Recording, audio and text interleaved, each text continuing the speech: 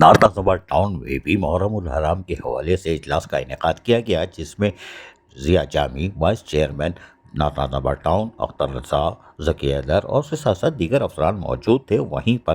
عزاداران حسین کو بلدیاتی سہولتوں کی فراہمی کے لیے اجلاس میں امام بارگاہوں کے منتظمین، جلوس پرمٹ ہولڈرز اور دیگر بھی موجود تھے۔ اس موقع پر لوگوں سے ان کی مسائل سننے کی کوشش کی گئی اور انہوں نے تعریف بھی کی کہ گزشتہ سال اچھے کام کیے تھے۔ یقینی طور پر اس سال بھی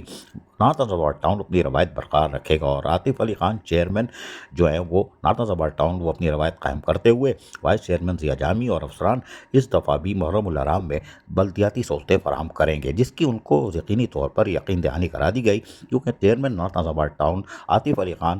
حج کی سعادت کے لیے گئے ہوئے آنے والے ہیں، لیکن بہرحال وقت سے پہلے اجلاس کرنا یقینی بات ہے کہ اس نشاندہی کرتا ہے کہ نارتھ آباد ٹاؤن اس سال بھی عزاداران حسین کو تمام تر بلدیاتی سہولتوں کی فراہمی کے لیے متحرک ہے، اور یقینی طور پر تمام محکمہ جاتی افسران مل جل کر نارتھ آباد ٹاؤن میں عزاداران حسین کو بلدیاتی سہولتوں کی فراہمی کو ہر ممکن طریقے سے یقینی بنائیں گے۔ اور یقینی طور پر آنے والے منتظمین بھی مطمئن تھے کہ نارتھ آباد ٹاؤن کی انتظامیہ جس طرح محنت کشوں کے جائز حقوق و مفادات کا تحفظ کرتی چلی آ رہی ہے، وہ یقینی طور پر عزاداران حسین کو بھی سہولتیں فراہم کرے گی۔ اور یقینی طور پر ضیاء جامی وائس چیئرمین نارتھ آباد ٹاؤن اور ان کے دیگر افسران نے بھی یقین دہانی کروا دی ہے اجلاس کے دوران کہ ان کو تمام تر سہولتیں فراہم ہوں گی۔ عزیز عارف، KBS بلدیاتی نیوز، کراچی۔